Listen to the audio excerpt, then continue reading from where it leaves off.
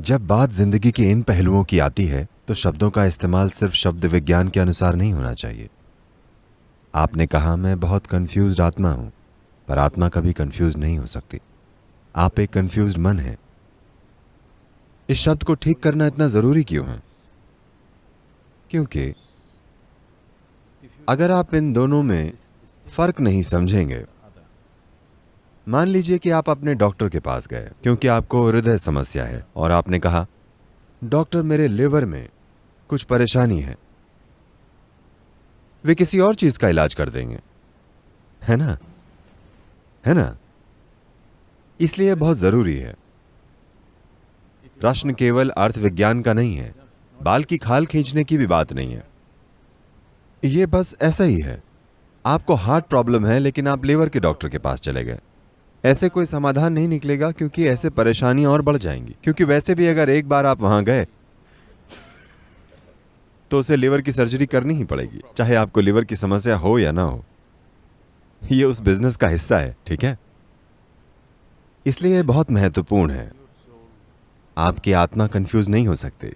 और पहली बात यह है कि आप आत्मा के बारे में बात मत ही कीजिए क्योंकि आपको इसका अनुभव ही नहीं हुआ है। और अगर आप उस बारे में बात करते हैं जिसका आपको अब तक अनुभव ही नहीं हुआ है, तो अगर कड़े शब्दों में कहें तो ये झूठ बोलने के बराबर है। इसलिए ये पहला काम है जो आपको करना चाहिए। आपको झूठ बोलना बंद कर देना चाहिए। जो आपके लिए सच नहीं है उसके बारे में बात ना करें। हो सकता है ये गीता में कहा गया हो या वेदों में लिखा गया हो और हर कोई इसके बारे में बात कर रहा हो, इससे कोई फर्क नहीं पड़ता। अगर वो आपके लिए सच नहीं है तो उसके बारे में बात ना करें। आपको आत्मा, स्वर्ग और भगवान के बारे में बात नहीं करनी चाहिए क्योंकि ये चीजें आपके लिए फिलहाल सच नहीं है। अगर आप इन चीजों के बारे में बात नहीं करेंगे तो आपके अंदर एक खास इच्छा पैदा होगी जो आपको वहां तक ले जाएगी। अगर आप उसके बारे में बात करेंगे तो आप गपशप से संतुष्ट हो जाएंगे। असली चीज आपके साथ कभी नहीं होगी। आपको गपशप से संतोष हो जाएगा। गपशप बहुत संतोष देती है, आप जानते ही हैं। हाँ, बहुत से लोग गप मारकर सच्चाई से बचते हैं। बहुत से लोग सिनेमा जाकर सच्चाई से बचते हैं। सिनेमा का मतलब है किसी की गपशप, है ना, किसी की कहानी। मैं इसके खिलाफ नहीं हूं, पर अगर आप इससे अपने जीवन को बेहतर बना रहे हैं तो ये ठीक है। लेकिन अगर आप इसका उपयोग अपने जीवन से बचने के लिए कर रहे हैं तो ये बड़ी समस्या है ना? और बहुत से लोग इसका उपयोग जीवन से बचने के लिए कर रहे हैं। वहां आपको कुछ करने की जरूरत नहीं है। बस एक अंधेरे कमरे में जाकर बैठ जाइए और एक बाल्टी पॉपकॉर्न खरीद लीजिए। कोई प्रेम करेगा, कोई लड़ेगा, कोई जिएगा, कोई सब कुछ करेगा। आपको बस पॉपकॉर्न खाना है और सब कुछ होता रहेगा। आप रो सकते हैं, आप हंस सकते हैं और खत्म होने पर बाहर आ सकते हैं। और वे आपको बताते भी हैं कि फिल्म खत्म हो गई। आजकल वो लोग दी एंड नहीं दिखाते। आपको खुद समझना होता है कि फिल्म पूरी हो गई। एक समय था जब वे लिख देते थे दी एंड, क्योंकि हो सकता है आपको समझना है और आप अगला शो देखने लगे। इसलिए खुद को धोखे में मत रखिए। खुद के लिए जो सबसे छोटी चीज आप कर सकते हैं वो यह है कि खुद से झूठ मत बोलिए। आप अगर दूसरों से झूठ बोलना बंद कर दें तो आपके आसपास का जीवन भी जबरदस्त तरीके से बदल जाएगा। लेकिन वो मैं आप पर छोड़ता हूं, ओके? वो आपका अपना डिसीजन है। लेकिन कम से कम इस एक व्यक्ति के साथ 100% सीधी बात करें, कोई बकवास ना करें। आपको ऐसा करना ही चाहिए क्योंकि ये व्यक्ति इसका अधिकारी है और कम से कम इसके लिए इतना करना आपका फर्ज बनता है। मुझे नहीं पता कि आप किस तरह की सामाजिक और अन्य परिस्थितियों में हैं। मुझे नहीं पता कि आप दूसरों से झूठ बोलना बंद कर सकते हैं या नहीं। अगर आप ऐसा कर पाएं तो आपके आसपास के जीवन में भी जबरदस्त सुधार आएंगे। अगर आप अपने आसपास ऐसा कर पाते हैं तो बढ़िया है, आप कोई अद्भुत चीज रच पाएंगे। अगर ऐसा नहीं हो पाया तो कम से कम इस एक व्यक्ति के साथ इस व्यक्ति को झूठ मत बोलिए। कम से कम इस एक व्यक्ति के साथ 100% सच्चे रहिए। ऐसा बस इसलिए हो रहा है क्योंकि एक समय में इस संस्कृति में एक जीवंत आध्यात्मिक वातावरण था। उस समय से अब तक यह बहुत कम हो गया है। वो जबरदस्त आध्यात्मिक ऊर्जा तो चली गई, लेकिन वो सारे शब्द आज भी मौजूद हैं। आप जहां भी जाते हैं लोग अंतरात्मा, आत्मा, परमात्मा की बातें करते हैं। शब्द अब भी आम भाषा और सामान्य वातावरण में चल रहे हैं, पर वो आग बुझ गई है। एक तरह से ये एक सकारात्मक प्रभाव भी हो सकता था, लेकिन ये एक नकारात्मक प्रभाव भी है, क्योंकि आप सबसे ऊंची चीजों के बारे में सांसारिक तरीके से बात कर रहे हैं। गपशप की तरह बातें करने से सारी ऊंची चीजें गायब हो जाएंगी। चाय की दुकान में लोग गीता के बारे में बात करते हैं। People will, you know, चाय की दुकान में कोई खराबी नहीं है,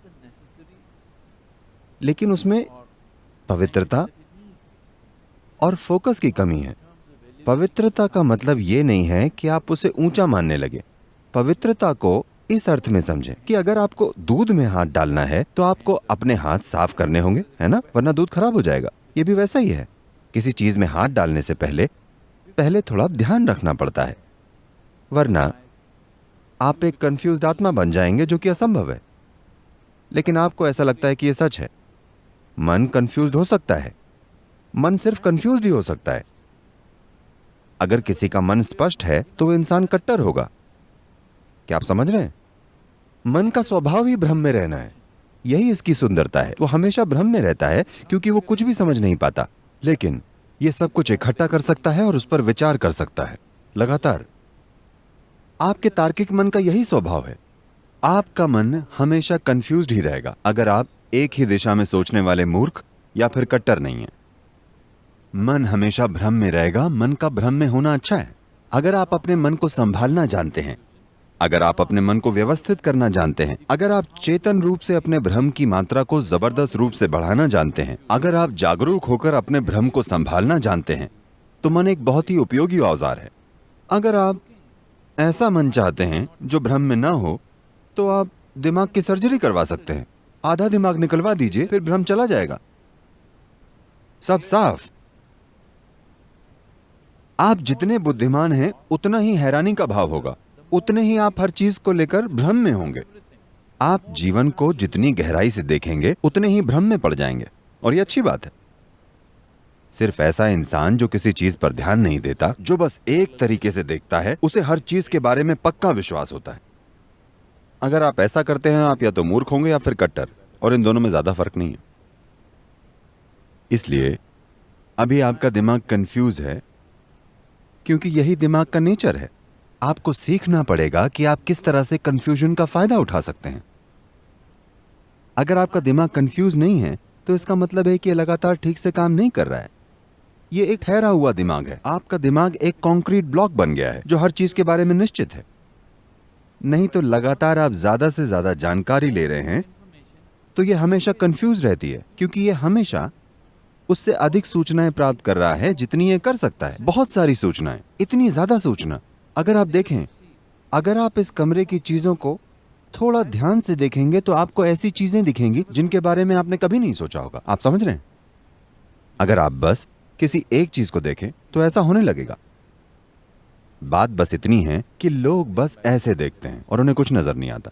अगर आप किसी चीज पर अच्छे से ध्यान दें तो आप देखेंगे कि एक सरल सी चींटी जीवन भर आपका ध्यान अपनी ओर खींच सकती है।